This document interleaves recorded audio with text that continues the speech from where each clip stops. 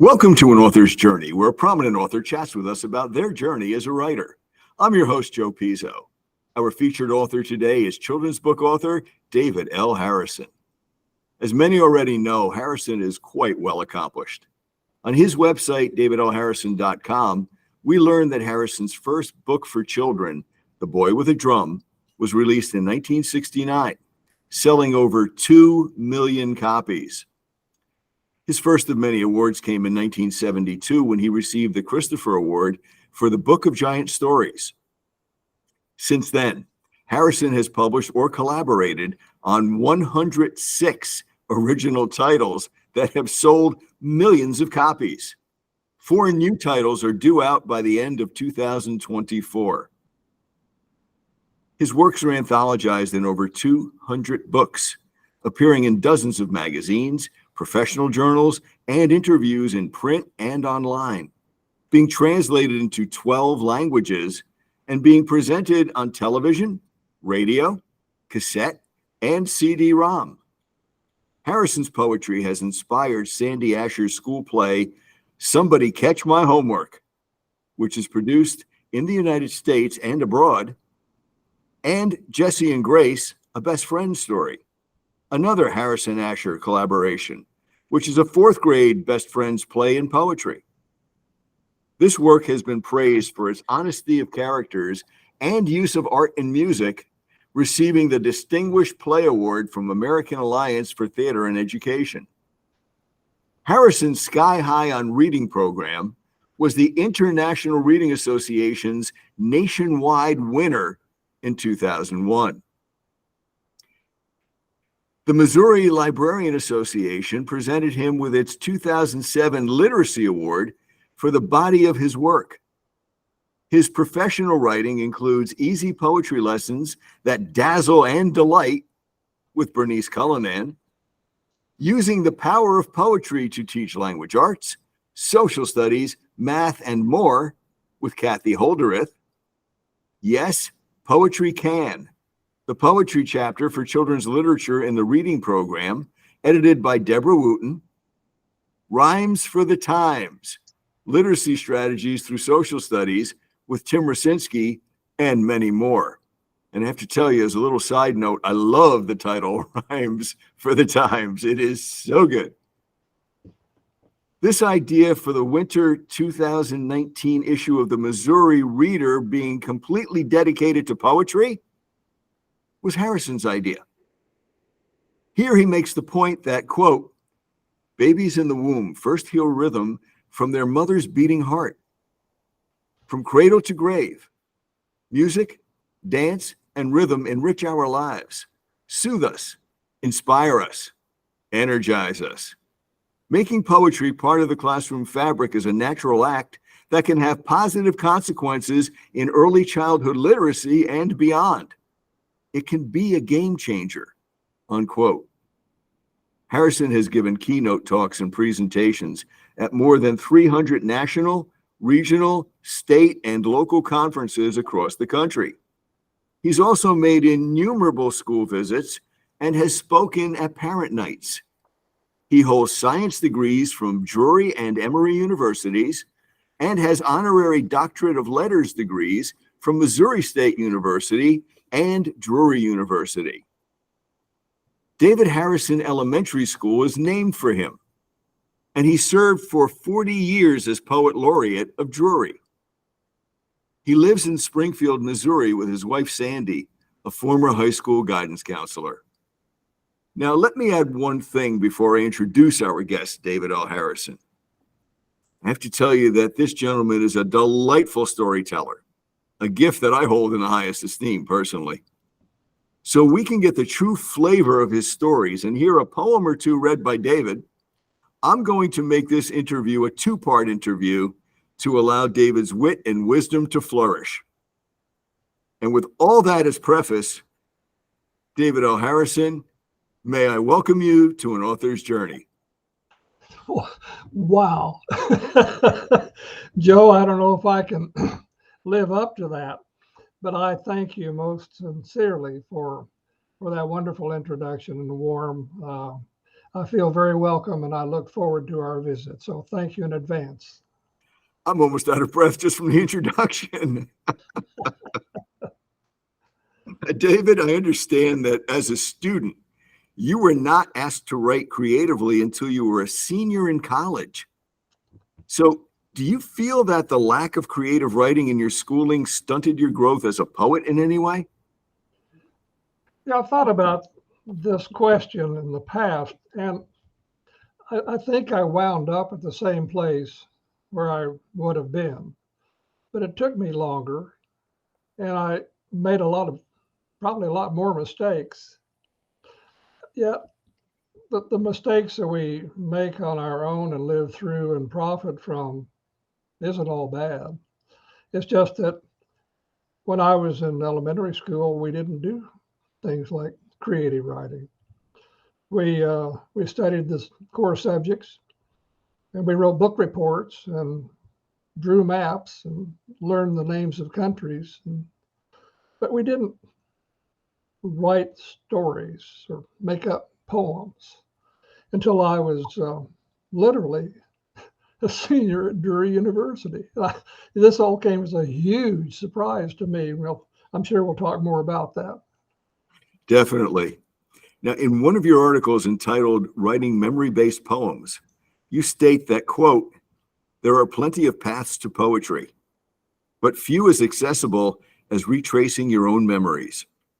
When we ask students to write about something they remember, we give them the gift of choosing the events that are important enough to recall, unquote.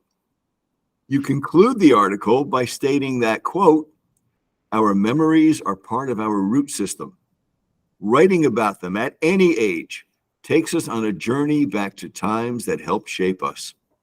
When students re-examine their personal histories to create poetry, we are reminded that every life is itself a poem worth celebrating, unquote. That has a little flavor of Georgia Hurd in it too, with her heart maps. David, now, I understand that there's a turtle involved in your decision to value memoir writing so highly. And I know our audience would love to hear about that. So would you please talk a little bit about your turtle connection as well as your affinity for memoir writing and having students write memoirs? When I was 3 years old, we had a basement in the house where we lived, and it was sort of one of those old leaky basements. It had a few cracks in the floor and crawly things coming and going. And so for some reason, my parents put a box turtle down there. Just found it in the backyard, I guess. I don't know why they thought the turtle would eat all the centipedes, and I'm sure it didn't, but nevertheless, it was down there.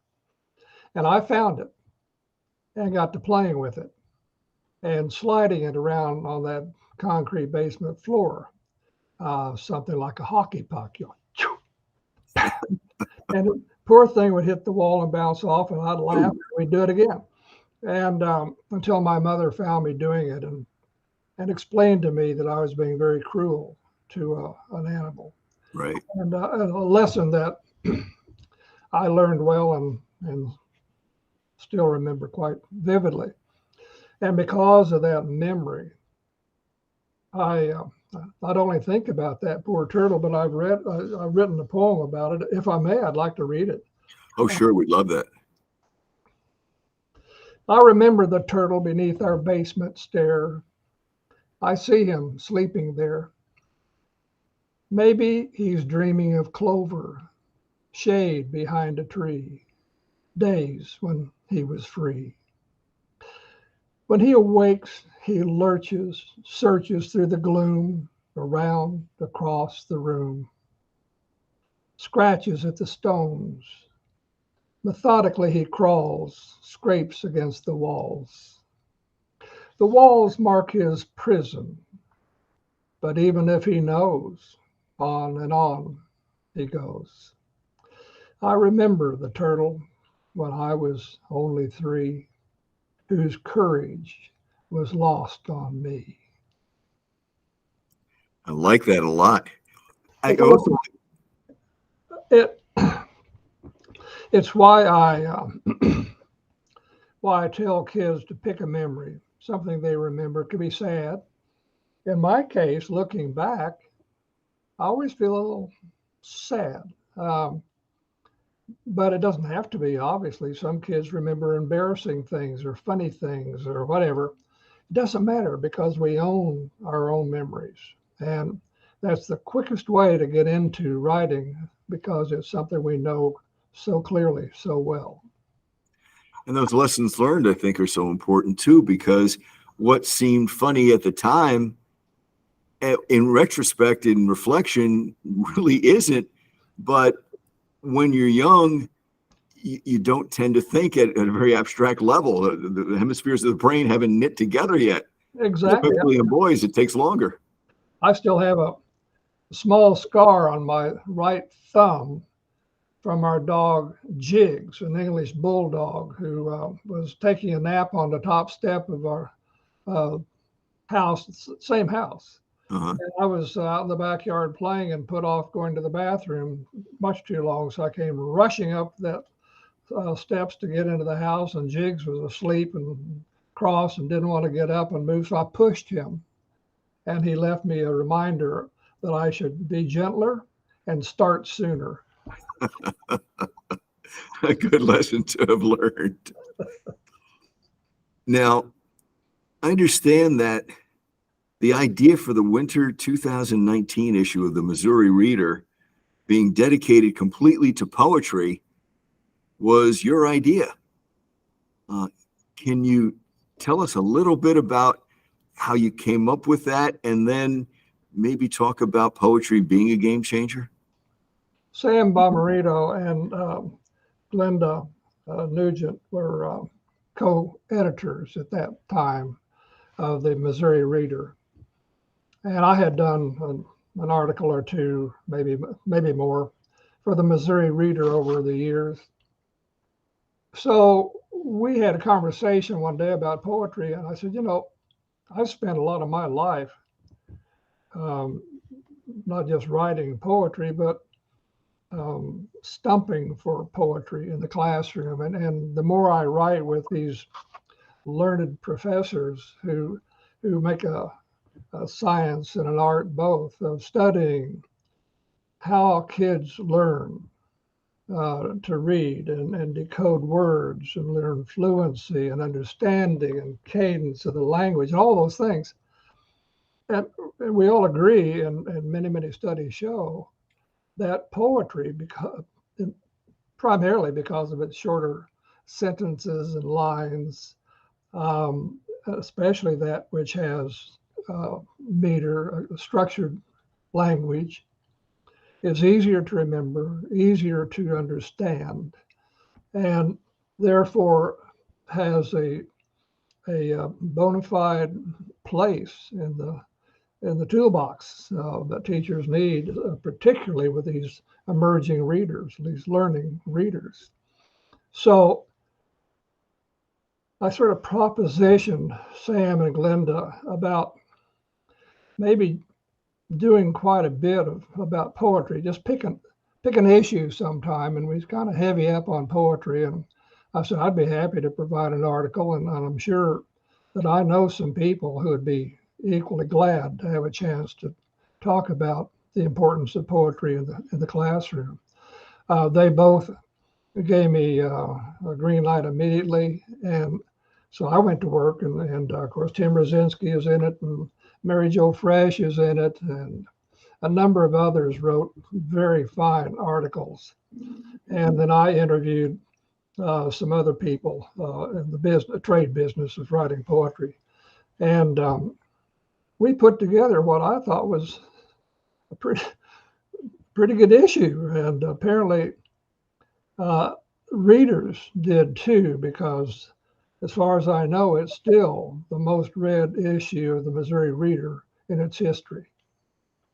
Sam sent me a link to the issue, and yeah, it is chock full of some really good articles, and I learned quite a bit just looking through, because as long as I've been teaching, and it'll be 50 years, I start in November, I'm still learning. And one of the things that I love that you do, and that Tim advocates and Sam advocates is that rhyming is okay in poetry as long as there's a purpose to it. If the lines are metered and measurable, and I always tell my students, don't write moon, spoon, and June because it's obvious. But if you can make the poem memorable and have people even reciting your poetry, as Shel Silverstein did, and you can use some of the literary elements, well, now you've got something. There's thought behind it. It's not, I saw a rug and there was a bug and I felt very snug. That's just silliness. I could not agree more. So thank you for that take on poetry. I really do believe that what you're saying rings true to a lot of teachers, and especially the youngsters. Youngsters love rhyming, and they love to clap their hands and stomp their feet and dance around to the rhymes. Sure. That rhythm is what's driving them every day. Yes. So thank you for your contributions. In the Letterman Factor, A Matter of Meter from 2005, you observed that, quote, when I was 6 years old making up my first poems for the sheer fun of it, had someone forbidden me to write poems that rhymed, things might have turned out differently for me. I might not have written my first poem. A lifetime later, I'm grateful that no one made me begin with free verse, unquote. You also acknowledge that, quote, verse doesn't have to rhyme, but it must be metered into lines that we can measure, unquote, as we're saying. So my question to you is rhyming more important than free verse for that young writer? That's a complicated question in that there are as many answers to it as there are children. When I wrote my first poem, the one I allude to here, I was in the kitchen. My father had been on a fishing trip. My mother was frying fish for dinner. I was underfoot. It smelled good in the kitchen. I wanted to be close to the action. And Mom finally said, David, why don't you just go in the other room and wait, honey, and I'll call you when dinner is ready. So I went to the living room in a pout, 6 years old. And I sat there and scowling, I'm sure. And in my mind made up this poem. Sometimes I wish I had a little fish upon a little dish. And that was my first poem. And it rhymed. And now, had I been my friend across the street, and if his mother had shooed him out of the kitchen and he had made up a poem, it might not have rhymed because some of us feel it and some of us don't. Simple as that. So I think it's unfair not to let kids try to write things that rhyme. If they feel it, let them try it. That's how they're going to learn. If they don't, then don't punish them for it. They're free verse thinkers at this point.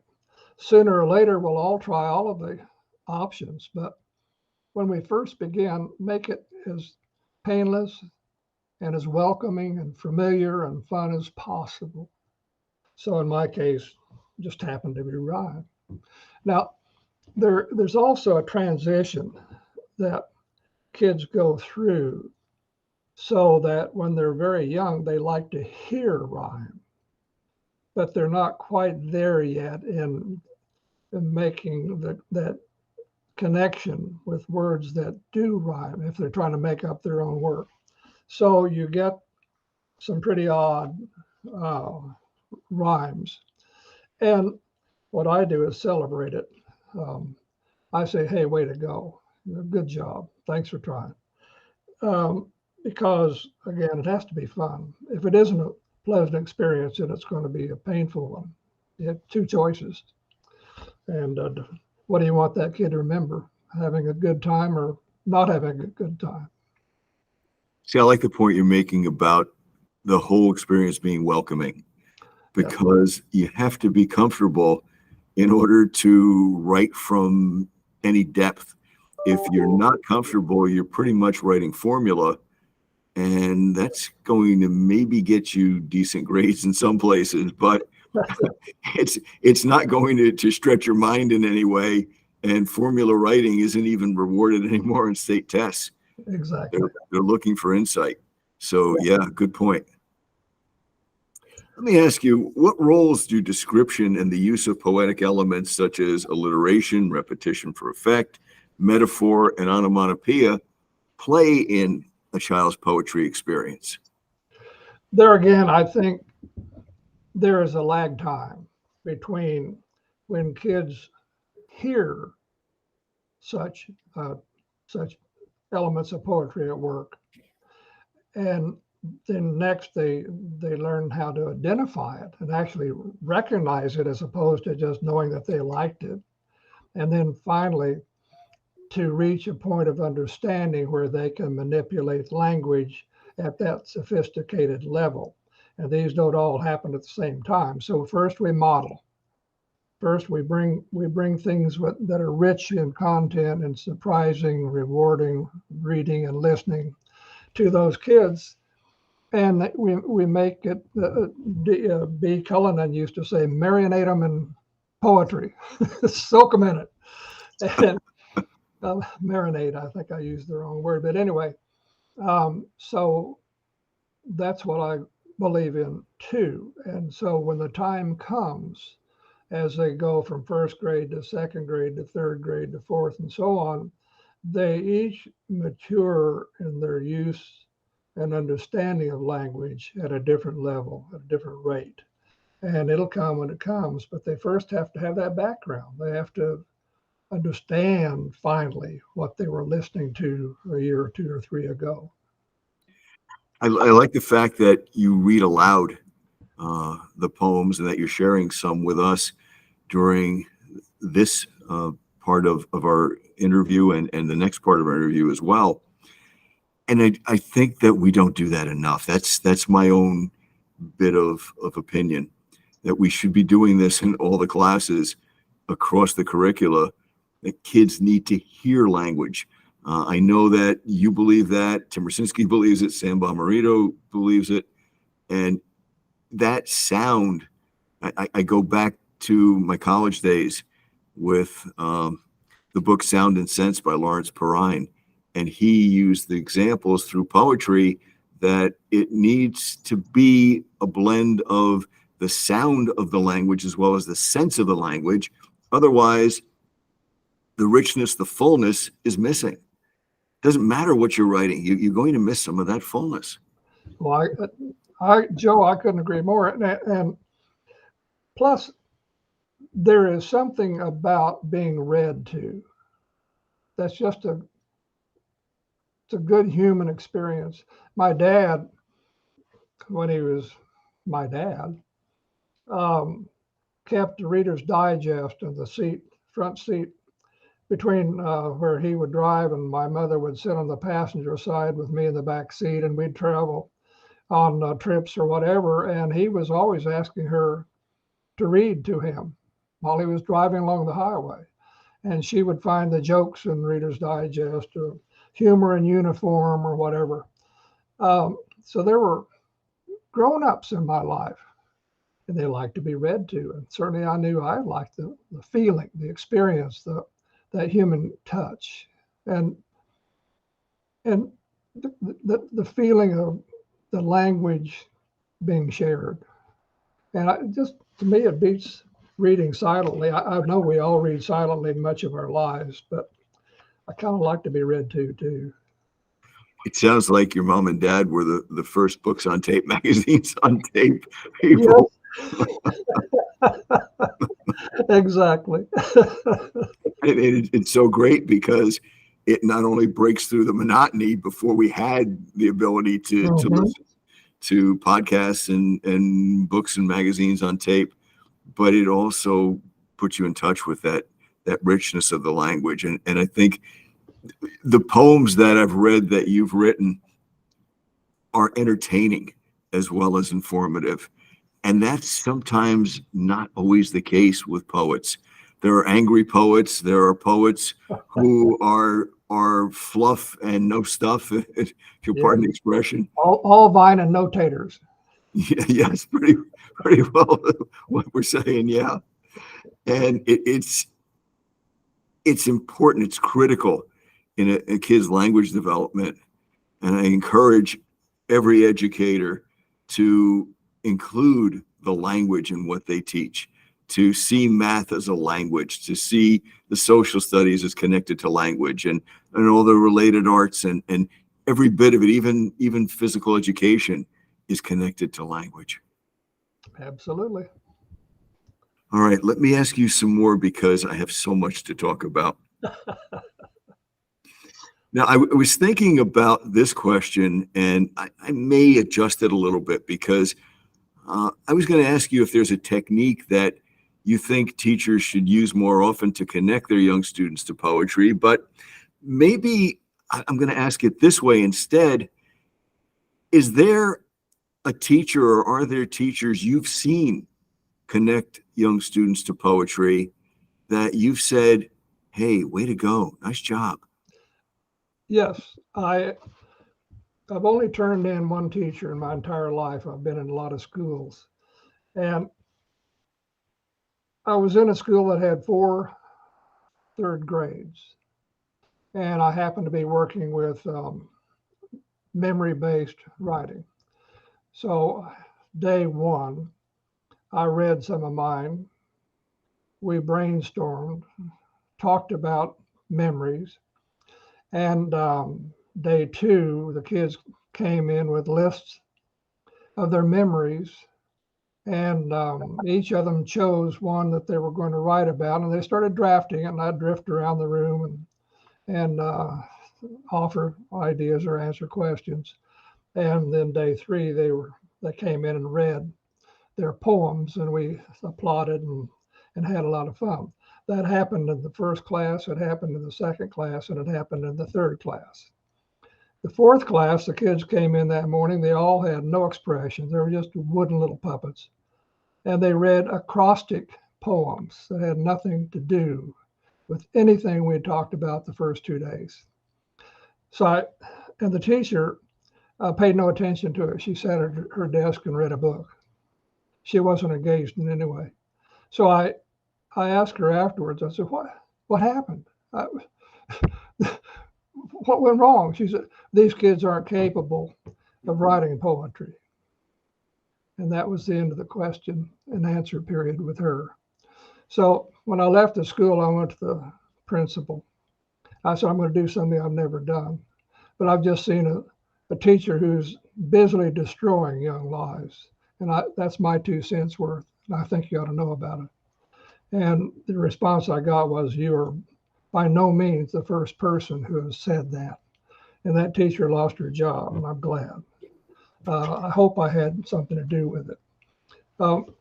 Because you can see in that one painful example the enormous range that's possible in a classroom. And the first 3 classrooms, those teachers were engaged and they were having fun, and the kids could see them having fun. And so it was a forgiving, open, inviting atmosphere, as opposed to the one who sat and read a book and ignored them and didn't believe in them. So for openers, even those teachers who don't personally buy into much poetry still need to find some way of dealing in a happier way with poems when it comes to their kids. I think you're wise in saying, in effect, before you can demonstrate competence, you need to have confidence. Yes. You need to feel good about the material. You need to play with the material. You need to connect with the material and the person who is presenting the material. And when you feel safe, you can take some chances. Sure. Yeah. Yeah. I commend you for your technique. Thank you. Thank you. Thank you for turning kids on to the sound in the sense of the poetry, not necessarily the structure.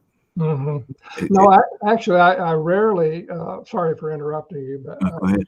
I rarely it rarely occurs to me to suggest to the kids how they should write it. I'm always about content and having fun with it and just telling your story, because I'm a storyteller.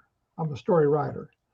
And so sometimes kids come to school or back to class and they have written their poem in rhyme, in verse. And others have written theirs in free verse. And I'm always surprised and pleasantly so, because it didn't occur to me which way it might go. I didn't know. And they didn't either until they sat down to start writing. I'm going to take you back a year or two to the time when you were growing up and ask you, who did you read when you were growing up? Authors, poets? Of course, I wrote, read or listened to Bambi and Pinocchio, The Wizard of Oz, Right. all the Oz books. Little older, the Hardy Boys, the adventure stories. But as a young man, I began reading more seriously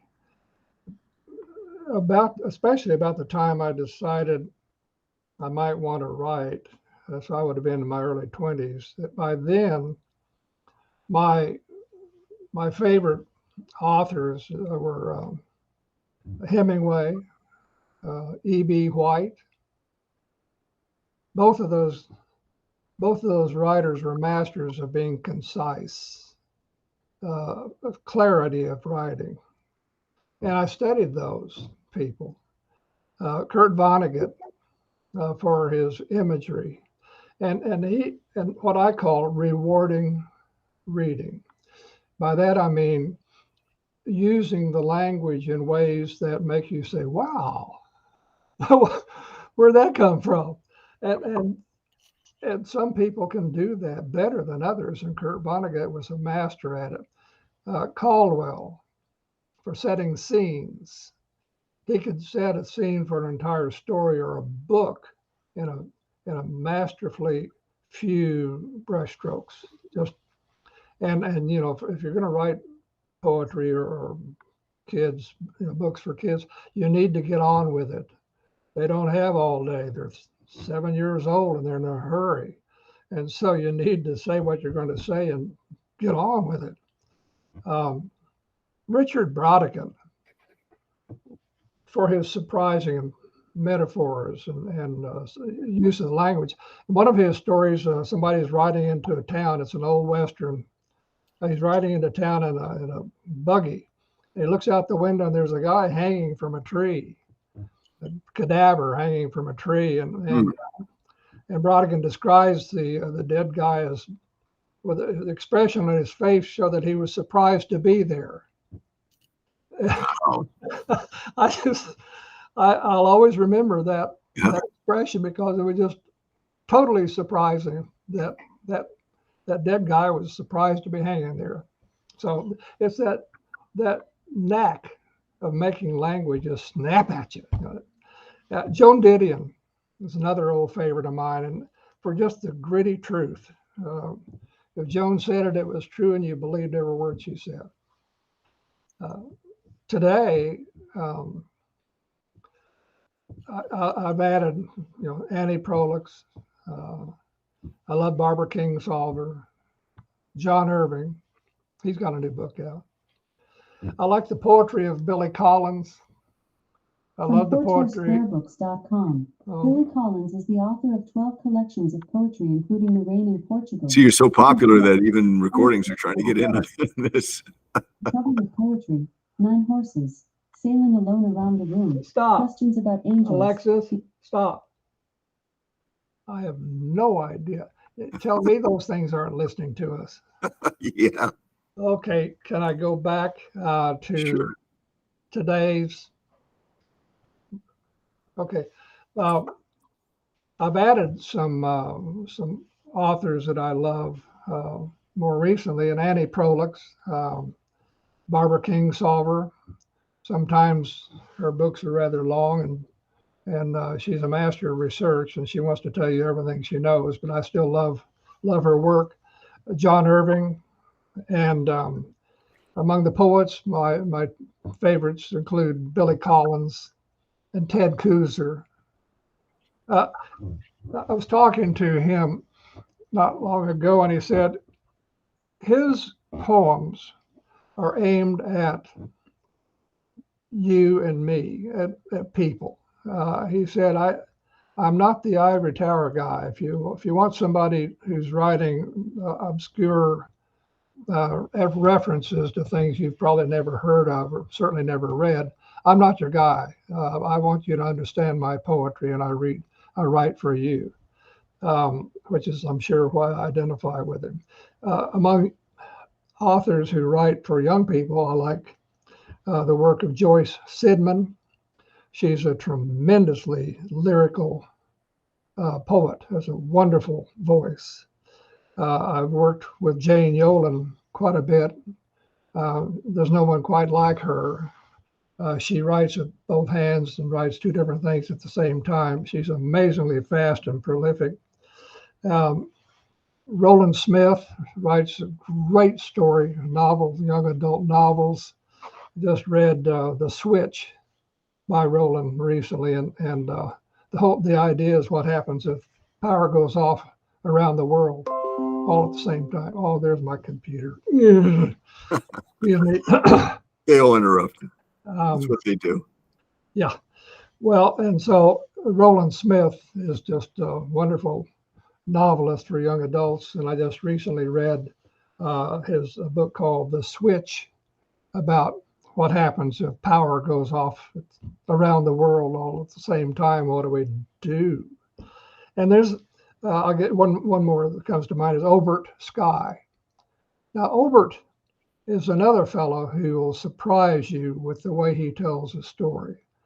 He has a very unique, totally entertaining way that kids just adore of the way he tells the story. So I really admire, I look up to people who have mastered that talent, and I like to share that with other people, especially those young ones who need to enjoy the experience as well while they're learning.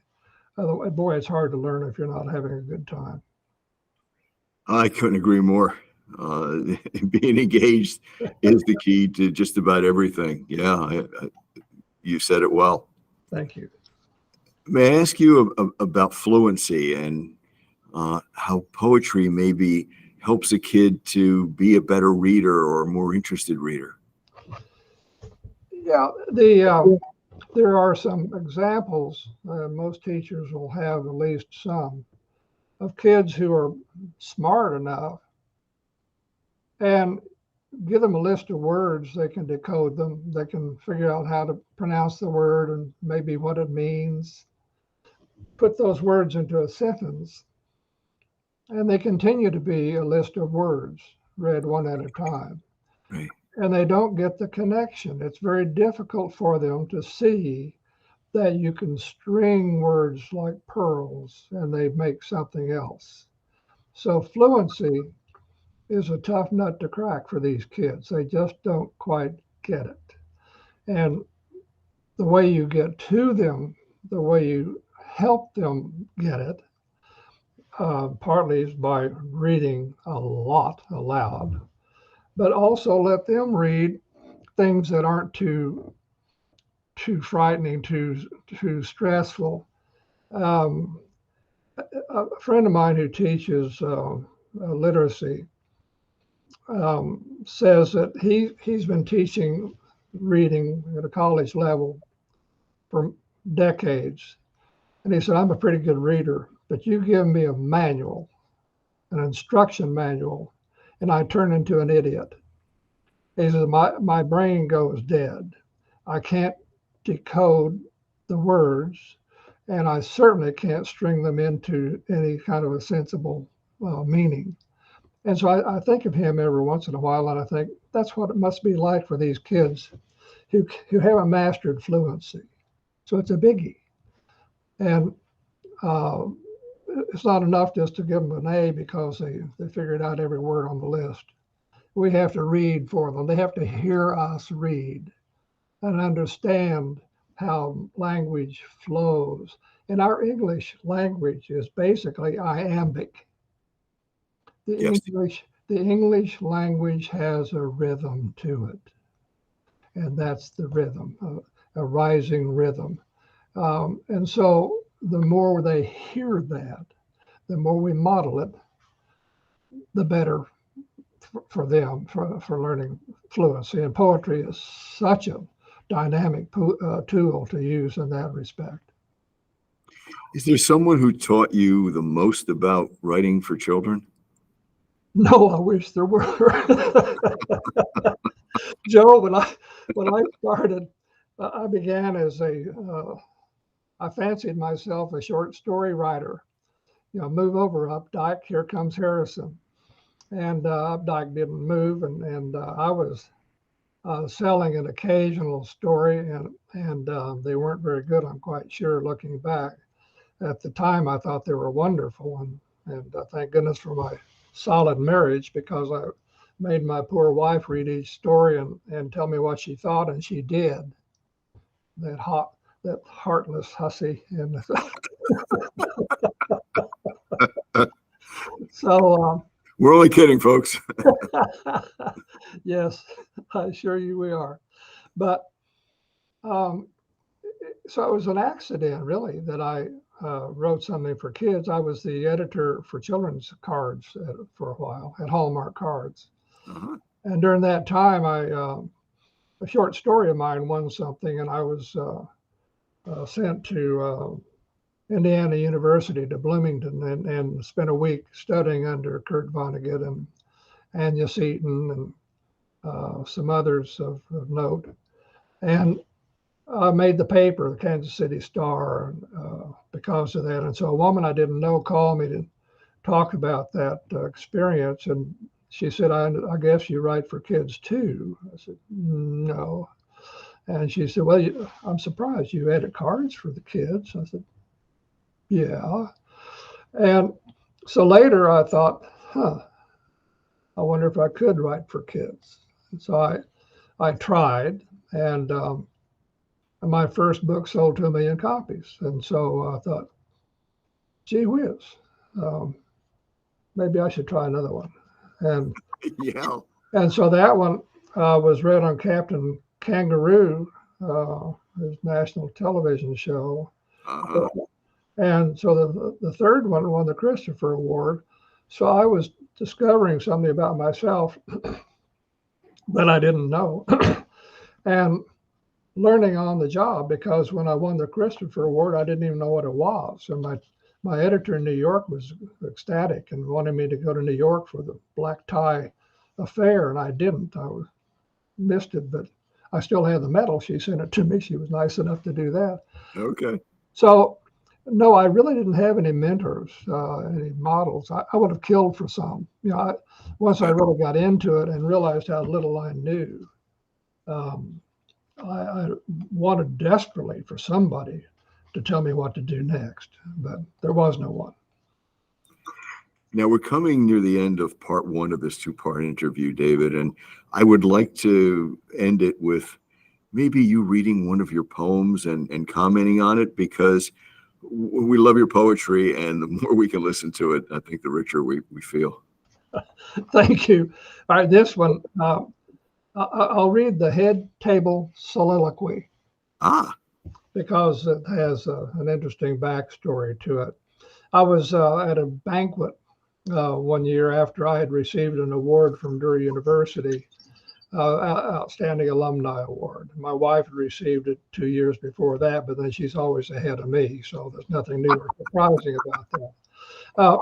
So out of a sense of obligation, we both went to the banquet the next year, and lo and behold, the three people who were receiving the recognition were all gas bags. They didn't know when to shut up and sit down. And so I wrote this poem, got it started in my head then, and then finished it later.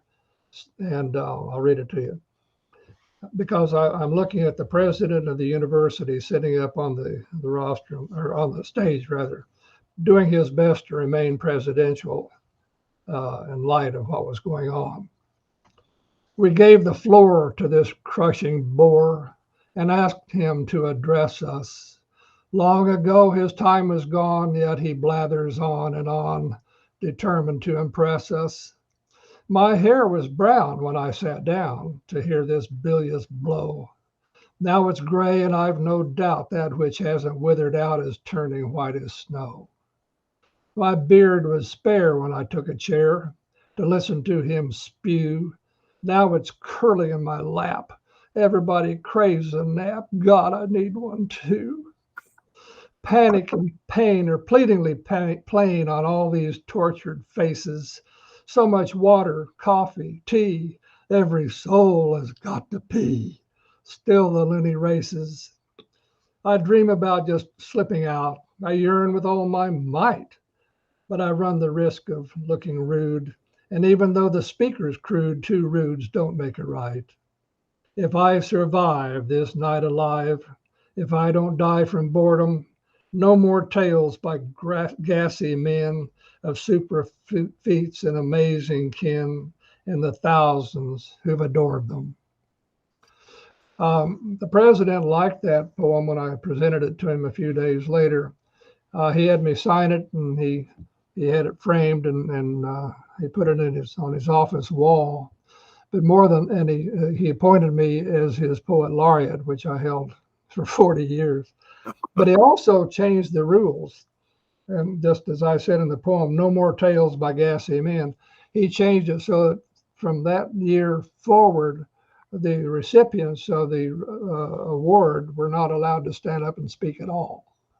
So I changed history. That's an interesting twist. It's like a part of a mystery novel. Oh, good job. All right, as we conclude part one of this episode of An Author's Journey, David, how may our audience members reach out to you? Well, if they want to look at my website, I like my website. I had nothing to do with it other than providing materials for it. But Kathy Teeman, Temean, is masterful at creating websites, and she did mine. And so if you look at my website, just go to David L. Harrison website. It's not hard to find on the computer online. There's a way to contact me there. There's an email address. I'm also just in general on the web. I'm on Facebook, and you can contact me through Facebook. And so I have a few thousand people who follow me on Facebook, as well as is on my website. And I post a blog. I also have a blog, which I post something to it almost every day of the world. I publish something like almost 4,000, I think, daily blog posts. So you can look up my David L. Harrison blog and find me there, and also how to contact me that way. Terrific. David L. Harrison, thank you for taking An Author's Journey with us today. Your wit is absolutely infectious, and your wisdom is a joy to behold. This has been an honor, and the best part of this is it's only part one. I get to do this again for part two as well, so thank you.